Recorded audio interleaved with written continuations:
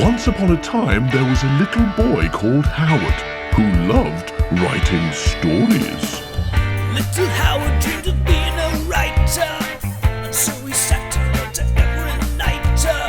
But everything he wrote was fucking shite, yeah. Wubba-dubba-doo, wubba-dubba-doo. Worst writer in the world, worst writer in the world, worst writer in the world, worst writer in the world. He's a stupid, suck-ass, rubbish writer. Welcome to the worst writer in the world with me, Rufus, and the papers want to know whose shirts he wears. It's Howard Long. Thank you to the British Comedy Guide for hosting this show. Thanks to every single one of our lovely patrons on Patreon for supporting this show. And thanks to you, the listener, for listening to this show. So, Howard, who's your favourite detective who stars in serialised detective stories? Is it Miss Marple? Miss Smarple. Is it Miss Smarple? Yeah. Is it Mr. Smarple? Is that your favourite one? He's very good. I don't like any of the Smarples coming around here, coming around my vicarage, finding bodies in my library. Get out of here, Smarples. So, who is your favourite detective who often but not always stars in a serialised detective stories? Okay, well, because it's serialised. If it weren't serialised, I was going to go with that guy that figured out that a monkey stuck someone up a chimney. But since it's not that, Detective Dupont, I think, if I remember correctly. I think that's right. that's my favourite non-serialised is Detective Dupont. The thing about him is he's boring and rubbish, right? I read that story, and the detective was so boring and rubbish. I mean, the monkey was good in the story, right?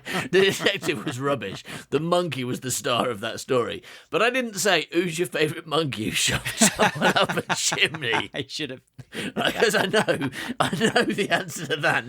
No doubt. I don't think we have to question that, all right? So, who's your favourite detective? So my favourite detective would have to be none other than Gret Binchleaf. Well, guess what? You're in luck. Am I? Because, this week on the Worst Writer in the World show, right, Yeah. we are starting an exciting Gret Binchleaf adventure called Gret Binchleaf and the Adventure of the Very Bad Dog. Ooh. Starring Gret Binchleaf and a dog whose character shall not be revealed at this early stage. You'll have to wait and see what kind of character that dog No has. spoilers here, but there's a big twist about that, the character of that dog at the end. This story is going to be 8 chapters long, and it was originally released to our secret gang. In fact, it was originally written for members of our secret gang, because if you join our Patreon at the top tier, we will write you a Gret Binchleaf chapter where you are a character in that story, often interacting with Gret Binchleaf, bombing around his world, and usually dying at the end of the chapter. Spoilers. And these are some examples of that. So you will notice that each chapter has a character with an oddly normal-sounding name for a Gret Binchleaf character. And that's because that person foolishly paid us to murder them. That sounds brilliant. The Secret Gang sounds amazing. It is. And this book, this is a book that we did like 4 years ago or something. So if you were to join the secret gang, it wouldn't just be this book that you'd be able to get the whole book immediately rather than waiting for the next 8 weeks to get to the exciting climax. You could just listen to it all at once now. Wow. You could also get the book we wrote after this, which is called Gret Binchleaf and the Adventure of the Time-Bending Men, and that's got about 14 chapters in it. Brilliant. Then the one we wrote after that, called Gret Binchleaf and the Adventure of the Infinitely Big House, which also has a lot of chapters. I can't actually remember how many, but it was about 12 or something. Yeah. And Steve Krabs and the Adventure of Making Crabs Go Big, which is this year's book, this year and last year, and we're about to get the last chapter in the next couple of weeks. We are going to hear the last chapter of that written by Howard, so we're all pretty excited. Yeah. And then in a few months we'll be starting a whole new Gret Binchleaf book. We do like yearly Gret Binchleaf books in the secret gang, and you could immediately get access to about 4 of them, plus all the old books, plus all the short stories we've written. Oh my God. For example, did you know that Binchleaf Bedlam, right, possibly the greatest, but also, ironically, the most maligned Binchleaf short story, Pity poor Binchleaf Bedlam. is not publicly available? It's only available on The Secret Gang. That's pretty awful, isn't it? Actually, that's pretty terrible. How people have to pay. I feel a bit mean about that. People, obviously, we put a lot of work into these books. We don't ask for a lot. If you join at $2, you get access to a lot of the Binchleaf books. Join at $7, you get access to most of them. Join at $12, and you immediately get access to all the Binchleaf we've ever written. Wow. But I feel a bit bad. What do you say? As a special, exciting treat for this week, we make Binchleaf Bedlam publicly available. What do you think? Oh, wow. That's Make it free. really, Make it free. I mean, is that not going to kind of put into question what it's worth, though? If we say you can have it for free, everyone's going to be like, is it free because it's the worst thing that anyone ever wrote? No, but it'll be like a test. We'll see how much it gets maligned. Yeah, okay, let's do it. Let's make it free. And in fact, you should go and listen to it because we're probably going to be referencing it in this very adventure, I'll tell you what, right? just in case, here's a trailer to whet your appetite for Binchleaf Bedlam and maybe also to prepare you for some of the callback jokes that are going to be in this chapter. Here we go. The much maligned Binchleaf Bedlam. Howard's classic short story with a plot that makes perfect sense and is good. Lowry smiled. It's on, the brick. The scape is on. It's on the brick. The brick. Duh, what do we do now, boss? Asked the brick, a brick-headed twat with poor foundations, as he eyed up the massive horse-shaped pie that was kicking in the corner. Wait for instructions, the brick. Wait for instructions. Bang, thuddy, bang, bang, came the instructions. What's he saying, boss? Said the brickhead. He's saying that the brick... That's me. Yes, that you, the brick, should turn the laser bars, thuddy, bang, bang, into a brick wall, and then I... Thud, bang, thud, bang, thud, bang, thud. That I, walk through wall man, should walk through the wall. Why didn't I think of that? It's a very good plan. Bang-a-bang. Should walk through the wall with the pie? Lowry shook his head. Who does he think I am? I can't carry pies through walls. I'm not carry pie through wall man. I'm walk through wall man, whilst not carrying pies man. Featuring fan favourite characters Lucas Lowry and The Brick, who are so perfectly realised and complete, we never needed to include them in another story ever again. In his cell, Lucas Lowry stood on the shoulders of his sturdy cellmate and tapped back, tappy-tap-tip-tip. Is it today? He waited for the reply, and lo, the reply came. Whack bang thud. Bang bang thud thud. What's he saying, boss? Asked the brick. He was proper thick like a brick. A masterclass in fiction writing from Howard Long, star of the worst writer in the world. That's a conceit that worked out, isn't it? The banging thing where you have to say thump bang bang and then have the brick say what's he saying and then Larry explain what he's saying. Rather than Gret just say something, it takes like 8 times longer for him to say anything. Good thinking there. Full of genius. How can I make this longer? Binchleaf Bedlam, now available free without subscription at manbuycow.com/bedlam. So if you want to listen to that for free, it's not going to be on this feed. You will need to make a little bit of effort by going to Patreon, or you can go to our website and get redirected from manbuycow.com/bedlam. So, yeah, go and listen to Binchleaf Bedlam, Howard's magnetic opal fruit. All right, shall we get started with a brand new Gret Binchleaf book? Yes, please. The continuing adventures of Gret Binchleaf, the soft-boiled private dick with a crippling fear of pies.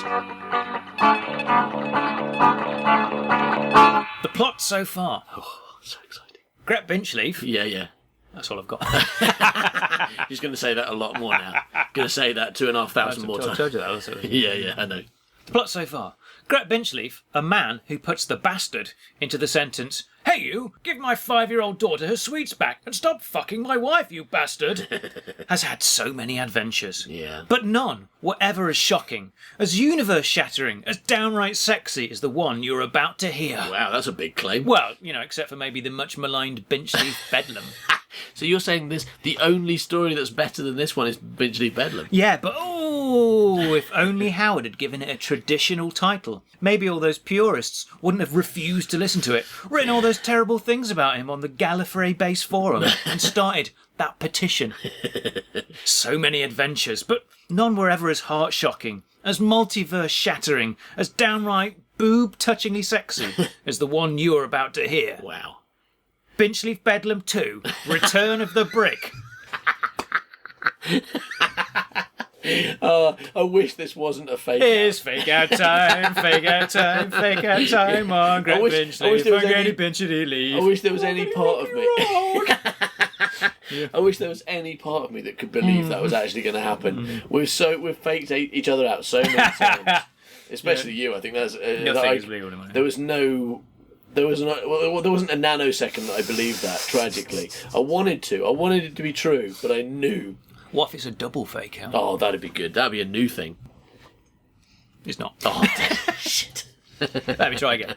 Gret Binchleaf has had so many adventures, but none as todgepole shocking, as omniverse shattering, as downright snatch lolly top floor piss sexy as the one you're about to hear. Gret Binchleaf and the adventure of doing Star Wars again. Joag! Joag! Shit. Yeah. You just keep making me really excited. And then I'm assuming like the actual title is going to be Gret Binchleaf and like doing a boring thing, thing with a space. That's the problem. That's why I had to change it. I think it was a really dull generic title. I thought, I can't, after I've done all these brilliant titles. Yeah, you'd let me down. Okay, for proper no comebacks reelses this time. We're already well into page 2. Okay, it's Gret Binchleaf and the adventure of the very bad dog. Yeah, I like that. The man hurried along the cobbled streets with a nervous twitch in his step. Occasionally he would flinch and spin around as though someone had fired off an especially loud tushy toot before turning up the volume on his Walkman and increasing his pace. Finally he reached the entrance to a nondescript 8-storey office block and headed inside. "Which floor?" said the lift Dalek, Zeg, who'd been forced to take a job after a gun fell off. Checking his compass and shifting more to the south, the man tugged off his headphones. "Say again." "Which floor? Which floor? Which floor?" It felt good repeating things, like back in the good days of xenophobia. "Top floor, please," said the man in his farmer voice. "Very well. But please refrain from pissing up there. Seriously, my friend the mop Dalek has to clean that up, and I never hear the end of it." The man nodded. "No pissing," he agreed. But he took it seriously, like he was going to do that until the Dalek told him not to. Yeah. That's what everyone's going for the top floor for, right? Why else would you go to the top floor of a building? Presumably that's why Gret Binchleaf works on the top floor, because he is always pissing. Constantly. Yes. Then, after 5 minutes of her trying to press the button for the top floor with a plunger, the man pressed it himself. Zeg's eye stick sank a little. She had one job. Damn this life. She would have spun around and exploded, but there wasn't enough room. Professor Doctor Who had really done a number on her. She was really lodged in there. It was surprising the lift worked, come to think of it. Usually when you stick a bin in a lift, 2 morons and their moron friend go on an adventure to move it. "Extermi 1!" shrilled Zeg.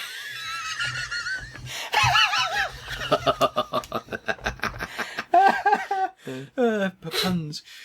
Shrilled That's Zeg. not a pun, that's just putting one on the end of exterminate. That doesn't even count. Shrilled Zeg as they ascended. "Extermi 2! Extermi 3! The man was getting progressively more nervous as she counted up. Yeah, okay, so it's approaching a pun. Yeah. "Extermi 6! Extermi 7! Ping went the lift and the doors slid open. "Exterminate! Exterminate! Exterminate!" Zeg yelled and waggled her plunger threateningly. So, actually, because he said Extermi 1, Extermi 2, and so on, or she, rather. Zeg is now a woman. A woman Dalek. Extermi 1, Extermi 2, Extermi 3. So basically, right, this Dalek's counting is 1, 2, 3, 4, 5, 6, 7, 8. Because it's not Extermin 1, Extermin 2, Extermin 3. I know, but Extermi 1 sounds bad, doesn't it? No, absolutely, I agree. You made the right choice, but I still wanted to take my opportunity to do my little joke, for you, you like it. Yeah, no, I love it. That's weird. So exterminate, exterminate, exterminate! Yelled Zeg and waggled her plunger threateningly. The man, looking at her pitiful gun hole, patted her sympathetically on the dome and then headed out. One eye on his compass, the man walked backwards down the corridor, then at the end opened the fire exit. On the wall of the stairwell was a fire escape sign with an arrow pointing down. Next to this, with an arrow pointing up, was a signpost made from the lid of a cereal box, which read, Gret Binchleaf, Private Eye.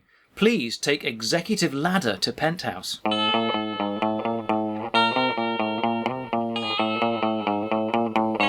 Presently, the man found himself on the roof of the building, where a large, ugly shed sat, creaking in the wind. Sort of weird way to describe Gret Binchleaf. Don't call me that, said Gret Binchleaf. You've been reading this. You're Stephen Moffating me. I'm Stephen Moffating you, yeah. Judging by the round windows, it appeared to have been constructed out of an old boat. Bringing ideas together. That's one of the joys of Gret Binchleaf, isn't it? They just go, no, we've talked about sheds before. This could be a boat shed. So incidentally, if you'd like to turn your old boat into a shed, just visit www.bestoffers.space. After knocking on the door for longer than seemed reasonable, the man grew weary and, turning the handle, pushed the door open. It met with some resistance, so he shoved harder. On entering, he was immediately up to his ankles in old crisp packets. The place was like a pigsty, if pigs lived in sheds and could afford crisps. What's worse, right by the door was a desk with a skeleton sat at it. An army of flies buzzing about. You love killing Gret Binchleaf. It's like your main pastime. I know it probably won't turn out to be him and everything, but you like, what can I do this week? I know, I'll kill Gret Binchleaf. Brilliant. I'm going to eat that skeleton, said... No, that's not really... Okay. But even this terrifying corpse wasn't the most prominent feature of this hovel. That accolade belonged to Gret Binchleaf. Yay. Are you here about the receptionist's job? Said Gret, bearing down on the man. No. Pity. This one stopped taking notation about a year ago. Oh, no. I can't decide if she's lazy or dead. He should get an expert like Ohio Grant in to tell him. He wouldn't, he'd just eat it. Yeah, but that's how you know. Basically, you get Ohio Grant round, and if he eats your secretary, she's definitely dead. That is the test. If he doesn't, she's probably fine. How do I know if I'm dead? Well, dear, go on a date Ohio with Grant Ohio will turn up. Grant. She's clearly dead. Hey, leave the detections to me, Sonny Jim. Gret Binchleaf, world's greatest detectionist. So, you're a client then. What's the name of your bank? I mean, what's the name of you? My name is Nick Darnold, said Nick Darnold. Say that again, said Gret, suddenly softening. Nick Darnold, said Nick Darnold. Gret lowered his eyebrows. My. What a wholly unique name, said Gret. So exotic. Nick Donald, he said, savouring every syllable of the 3 syllables. I tell you what, Nick Donald, I've been all over the Uber Gigaverse. I've met a whole bag of people. I once met a Nickety Knob Donald dude. I shared a flight with a Nicky Donald Dover. I even met some crazy penis thief called the Nickel Witch. Just a quick question. Whose voice is this? It's Gret Binchleaf. But I've never encountered a name so brief, so precise, so normal. You must be from not around here. Gret was getting his detection on. You must be one of those foreigners that people are always banging on about. One of those that they really want to go home to wherever land, whilst simultaneously booking themselves a flight and 2 weeks in a 5-star hotel there. So, do you, come here often? Said Gret. To this shed? No. Maybe Nick was mistaken, but it seemed like Gret was coming on to him. No, of course not, silly me, said Gret, coyly, or scratching his arse. What am I like? You'll have to excuse my flirting. Must be my time of the month. I'm sorry, you're what? Yeah, crazy, I know. But I was a woman once for a while, in the past, or future, or before time got drawn or something. I thought I'd slept it off. But it turns out women aren't that easy to get rid of. Probably something to do with equalness. That's another one of those things people are always banging on about, as though it's complicated.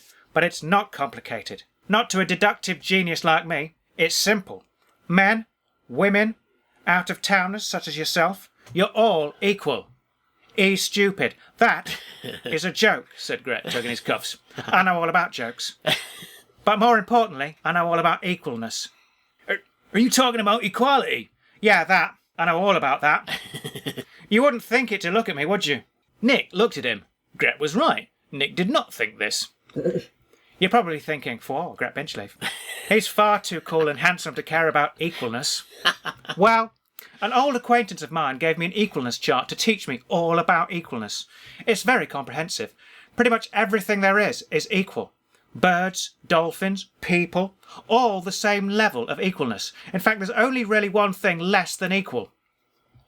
Nick could see Gret was waiting for him to ask, and so he obliged. And that is? Dogs. Fucking stupid dogs are. Here, you want to see? Gret pulled on a string, and a large poster with an illustrated bar chart rolled down. Told you so. It was true. Well, it was true Gret owned a bar chart.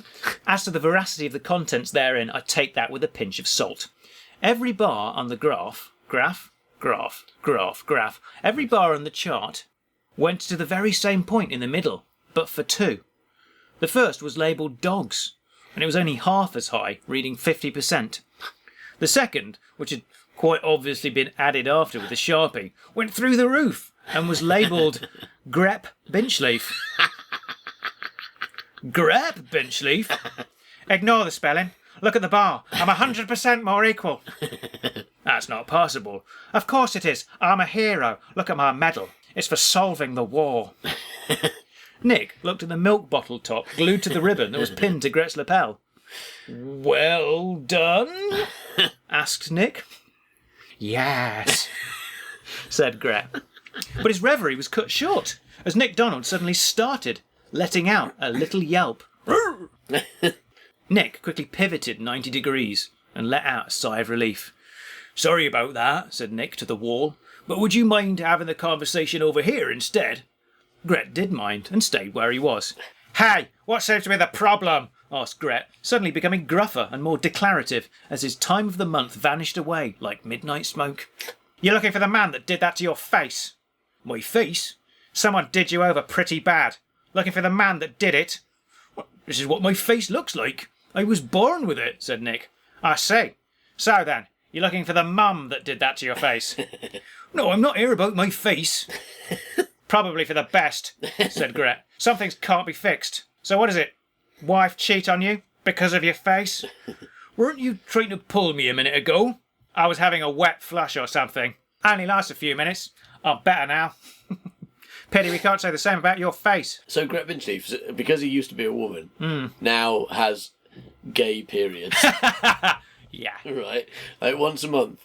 Well, very short ones, because apparently it's only for a few minutes, but like once a month he goes gay for a few minutes. Yeah. Okay. Fair enough. Pity we can't say the same about your face, said Gret, as he finally edged his way around the room and looked Nick in the eyes. So, what is it? What's your beef? He asked. I keep hearing things that aren't there. You keep hearing things that aren't where? Here, said Nick. Well, which is it, here or there? Well, both. Okay. Well, can you just point to where the voices aren't? No, I mean, they're here. They're there.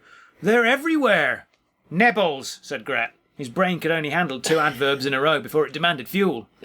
He quickly tossed a currant bun into his stomach, by way of his mouth. What I mean, said Nick, is I can hear voices, but the owners of said voices that I keep hearing aren't here. Hearing aren't here, Gret repeated. How are you spelling that second here? And that first here? Heey? Actually, don't tell me. It makes no odds. Full disclosure, I don't know how either version is spelled. Like I always say, spelling is for bees. And I'm not a bee, I'm a man. And do you know what kind of man I am? A man who can't spell? Hazarded Nick. Precisely, said Gret, unaware that one only works on paper. I'm also the kind of man who has won Best Detective in the World infinity years running. Apart from 2, when I was dead. And those years no one won, out of respect for me. The Best Detective and Best Dead Detective. Speaking of which, how did you hear about me?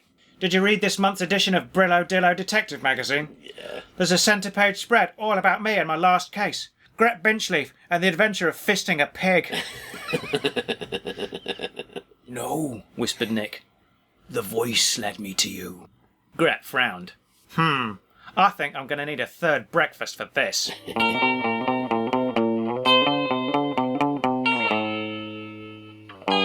Okay, said Gret. Pop this on and we'll have a gander at what you're hearing. Gret held out a hat-shaped device. "What is it?" asked Nick Donald. "It's a hat," said Gret. You knew that was coming, didn't you? It sends you knew it immediately. Yeah, but there's, I don't know about you, but sometimes like you write jokes where you know the other person's going to know them the instant you do the setup, but that's kind of part of the fun of it, right? Obviously, if every joke were like that, it'd be terrible, but when you throw one or two in, you're just like, oh, this is funny because I know Howard's going to recognise it instantly. Yeah. "It's a hat," said Gret. "Put it on so I don't have to look at your face." I wasn't expecting that line, that's good. Gret put the hat on Nick's head. "Okay, so what are you hearing right now?" Nick Donald concentrated. "Nothing this way, hold on," he said as he consulted his compass and nudged his chair a little to the south. "Oh yes, I'm picking something up. Some banging and some voices." "Can you make out what's being said?" "Let me see." In Nick Donald's ears, this is what he heard. "Bang, thuddy, bang, bang." "What's he saying, boss?" "He's saying that the brick should turn his laser bars into a brick wall." "What's he saying, Nick Donald?" "He's saying, what's he saying, boss?" And then the other one is saying, he's saying that the brick should turn the laser bars into a brick wall. "I see." You loser. Yeah. How can I make the brick even longer? How can I make this even... And that is what that's going to be for the rest of it now. Just think of that whole sequence again, but longer. Yeah. "I see. Well, what do you think?" "I'll tell you what I think," said Gret. "I think if a tree falls in the woods and no one is around to hear it, that's one lucky tree. I hate stupid people being around hearing me fall over, running over to see what the fuss is and then pointing and laughing and putting it on YouTube. Do you know how many hits stupid fat man can't get up has?"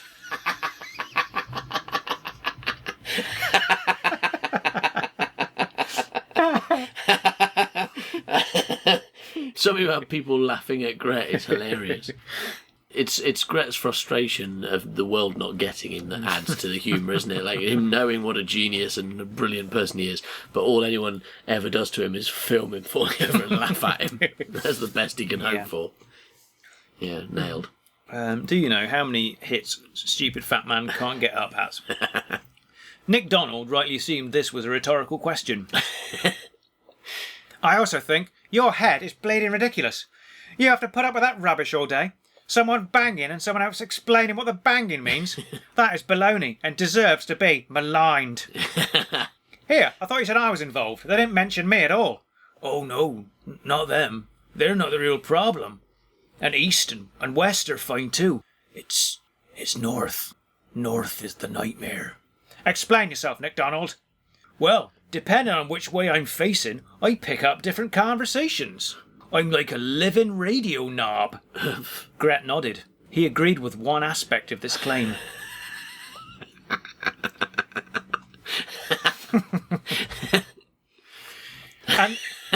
And this North character mentioned me by name, did they?" "Oh yes." "Probably a fan. What do they say exactly?" Nick Donald looked Gret in the eyeballs. "I'm going to bite your face off, Nick Donald, and not even Gret Binchleaf can save you." Wow. He's got a point. That is a little out of my wheelhouse. To be honest, I don't think anyone would notice if someone bit your face off, you ugly, ugly man. Still, never let it be said that Gret Binchleaf doesn't relish a challenge. Or a frankfurter. Okay, first things first, we're going to need help from the very woman who gave me that dogs are rubbish chart. Gret stood and grunted. A look of intense concentration passed over his face, as though he were attempting the Guinness World Record for most thoughtful fart. "What are you doing?" "I'm remembering to write and post a letter, which she will receive in the future. On receiving it, she'll then use a mole hole to travel back to the present day and step through that shed door." "Okay," said Nick Donald, looking at the door. "And when exactly will she get here?" "I don't know. I mean, it's time travel. It should be instant. I suppose I forgot to post the letter. Or write it." "We could do that now if you like." "No, it's all right. I'll just phone her. She lives round the corner."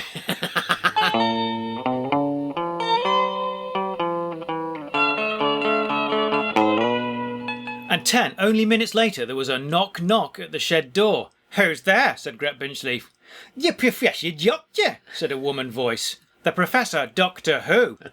"Exactly, Munjo," and in came everybody's favourite entirely unique character, the Professor. "Yeah, Gretty love." "Hey, Professor, you're looking particularly boobered today." "That's right, I'm a lady now." "So, what seems to be the problem? Are your hands cold? Do they need warming with my sonic lady pillows?" "Maybe later. Right now, this man has a problem, and only I can solve it. By proxy. I need you to do it." Some probing and prodding and sonicking later, and the Professor declared, "By Jove, he's got omnidirectional time and space ears." "What does that mean?" "Every way he turns, he hears a different place and a different time," said the Professor, thus explaining that bit from Binchleaf Bedlam earlier. Right. "What else do you hear, Nick Donald?" "Well," said Nick Donald, "to the west, I get two lovers on a walk around London, talking about chickens and brain disease." What are you talking about? You work in the wolf's office? Weirdo. "To the east, I get some kind of show. I think it's called a rubbish pun." "No, really, that sounds good. Yes. What's happening on that?" "Hold on, okay, here we go. Hey, Fred. Yes. How many brothers has James Bond got?" "I don't know. How many brothers has James Bond got?" Brosnan. Oh, dear. And then there's a theme tune. "Yeah, okay, very good. That was worth it, wasn't it?" "And dare I ask, what's in the north?" "No, don't ask. I can't bear the north. There's something terrible there." "Yeah," said Gret. "Hull." And oh, how they laughed. "Right, well, if you'd just like to face north for me, we'll all have a little listen and see what it is that's got you so spooked." The Professor swivelled Nick Donald to the north and set her sonic boobs to tannoy setting. So... What? Hey, everybody. Changing the defaults. Hey, everybody. Aren't you glad that when Doctor Who becomes a woman, that Howard isn't writing it? I got there first. This is the first ever female Doctor Who. I don't think it is. Suddenly... I think Big Finish have been doing No. it. I invented it. In fact, I thought of it. Suddenly, Nick Donald's head was Suddenly, Nick Donald's head was transmitting out loud through her nippy nuts. The terrifying monster that haunted Nick could be heard, and as it spoke, it did so in 3 different voices. "I'm a very bad dog. Rash, I'm so naughty. I do poo-poos on the pavement." "Oh, luck who it isn't. It's Nick Donald. Or should I say Dick Nonald? You've been avoiding me, you bad boy." "Silly Nick Donald." "Enjoy it while it lasts. I've built my spaceship. Rash, I'm getting closer to launch time and I'm coming. I'm going to bite your face off." "I'm a very bad dog." "I'm so naughty. I'm going to murder you right up. I'll murder you, your family, everyone. And not even that pesky Gret Binchleaf can save you. I am a very naughty dog." Said Gret. "Sounds like some kind of giant cat." That's great. Gret getting things wrong. Never gets old. Gret just getting something wrong. "It's a massive 3-headed dog from outer space, Gret," corrected Professor Doctor Who as she switched her tits off. "Yeah, I've heard many a tale of it. It's a terrifying beast that lives underground in the bowels of Uranus." God. "I see," said Gret. "The bowels of Uranus," the Professor repeated. "Uranus, Gret. Your anus. The planet, yes, go on." Brilliant. Gret Binchleaf rising above it. "Well, once upon a time the Greek gods were going on holiday, but they couldn't take their 3-headed dog because of customs or lurgy or something. So they built a kennel in Uranus. No? Okay. Then they went to another universe, but for reasons unknown, they never returned. And the dog has been trapped in Uranus ever since. Nothing? Okay. And to this very day, there he sits, and occasionally rolls over plotting to return to Earth and rule. Oh, crap and blimey. And now he's built a spaceship and is coming to fulfill his plan. How does a three-headed dog build a spaceship? Asked Gret, reasonably. Just like a one-headed dog, but with more helmets, replied the professor, unreasonably. But dogs don't have hands, or drills, said Gret. Yeah! He didn't know how to build a spaceship. Now I feel finally the story has started. Howard mentions drills. I've just been sitting here waiting for that. He probably uses some kind of telekinesis. Oh, he's terribly clever. But, stammered Gret, the bar chart. You said dogs were stupid. I thought we were friends. Just that voice is just funny. Yeah. I did, and they are. Fucking morons. But use maths, Gret. A three-headed dog is 50% smarter than a human, of course. Nick Donald had a suspicion that 3 half-brained idiots don't equal 1 super smart one, and that maths wasn't necessarily a useful science to employ here, but he decided to stay silent, perhaps proving that these 3 half-brained idiots didn't equal 1 super smart one. We need to check my CARDIS, which of course stands for car, driving in space, and drive straight into the centre of Uranus, Gret. Sounds like a plan. Right into Uranus, Gret. Uranus. I hear you. Let's go.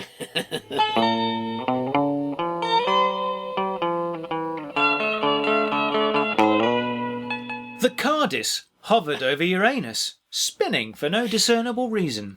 I've located the entrance that leads into Uranus, Gret. Uh-huh. Okay. You really discovered a way to get more out of that joke, didn't you? How can I make this joke 85 times rather than just once? I cut quite a few, it was just too long. Okay, I'm about to park my car in Uranus. You don't need to commentate every little thing you do. Now, when we get in there, we're going to kill the stupid dog before it can do any damage. We can't kill it. Not if it's not committed a crime.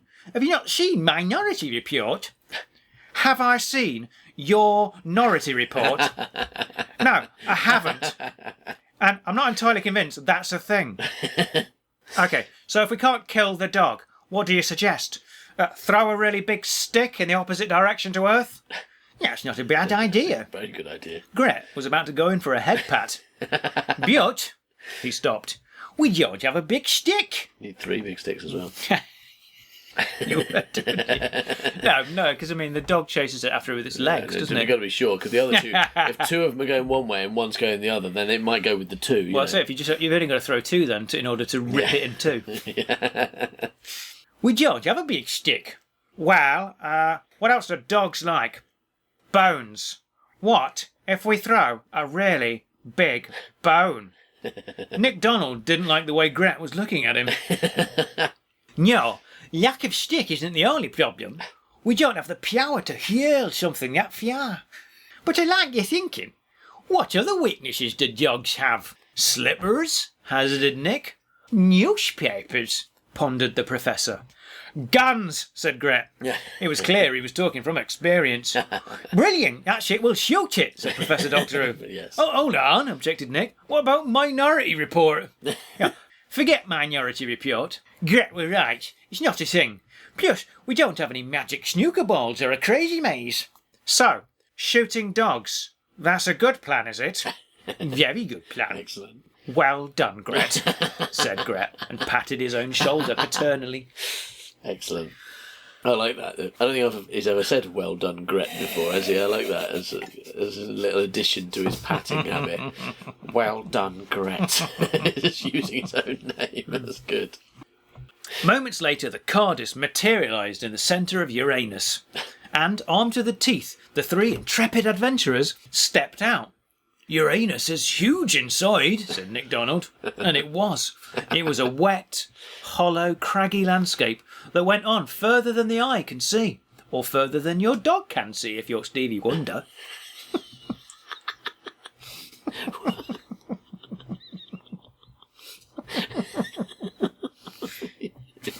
You loser. So dumb.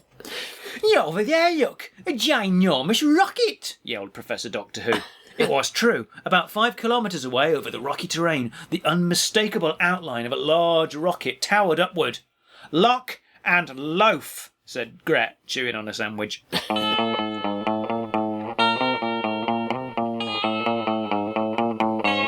We might get there quicker if we didn't have to stop every 5 minutes for dinner, said Professor Doctor Who, a few kilometres and 8 roast dinners later.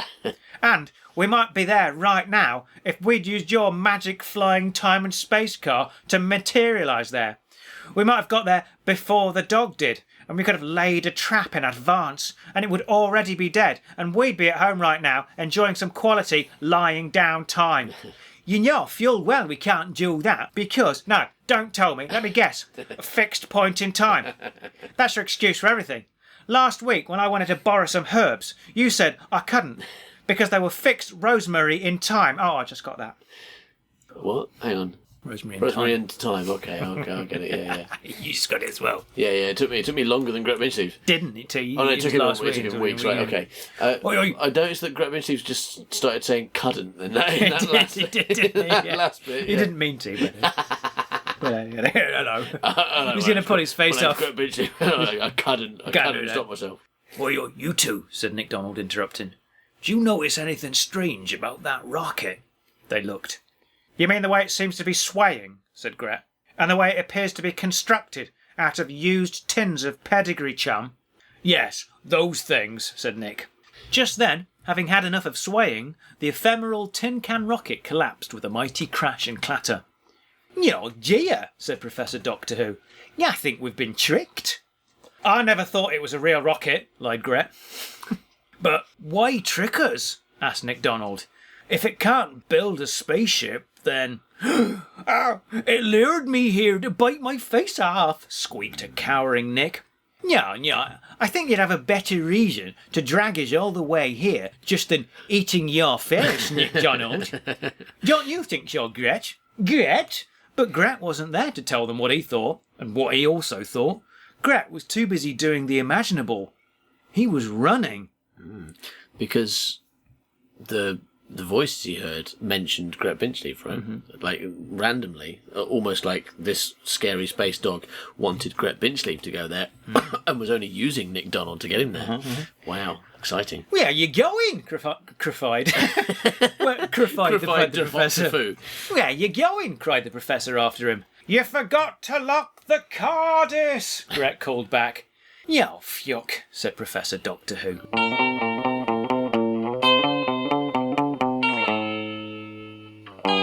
Gret stood in the indentation where the TARDIS had been parked before it had been stolen by a 3-headed space dog. A pile of dog shit sat beside it as a final fuck you. They found the one person on Earth that could hear them, then name-dropped Gret Binchleaf in order to bring me here, said Professor Doctor Who, doing an explain. But why me? Exclaimed Gret. Why not cut out the middleman and just name-drop you? Because nobody knows my name. It's a mystery. Yo, what could Professor Doctor be called? We'll never know. Hold on, I thought you were called Buckroyd Dunderfar. Don't be ridiculous. That's my brother's name. Yeah, he's very brave. Oh, he's so brave. Right, hold on, said Gret. And concentrated really hard. Maybe, if I remember to write you a letter, Nick Donald, telling you this is a trap, and then Professor Doctor Who sends it to you in the past, we won't fall for it. I'm remembering it. Phew. So, did you get my letter? Nick Donald shook his head. That's not how time travel works, Gret. Ah, well, worth a try. It wasn't, you know. The weird thing about that is, although you were like deliberately making a joke, it still seemed like the sort of thing that might happen in a time travel story. Because some of them are so illogical and dumb that I wouldn't be that surprised to read that. And I go, and so he remembered to like send himself a letter in the past. Okay, yeah, nice one. Well thought through, Mr. Writer. So, I guess we're bleeding stuck here for the time being, said Gret. until we can hitch a lift off some passing skeleton pope or something. Here, why are you grinning, Nick Donald? I just realised my omnidirectional time-space ears don't work down here. It's such a relief, really. So, if I'm being honest, and I am being honest, I actually quite like it here. Oh, yes. I could very easily get right comfortable inside Uranus, Gret. How dare you, said Gret Binchleaf, and punched Nick Donald to hell. The end. What will the backlash to a female Professor Doctor Who be? How will Gret escape the planet Uranus? And what will the very naughty three-headed dog do now it has a time machine? Ha ha ha ha! I said dog do. Find out in X amount of weeks in Chapter 2 of Gret Binchleaf and the Adventure of the Very Bad Dog.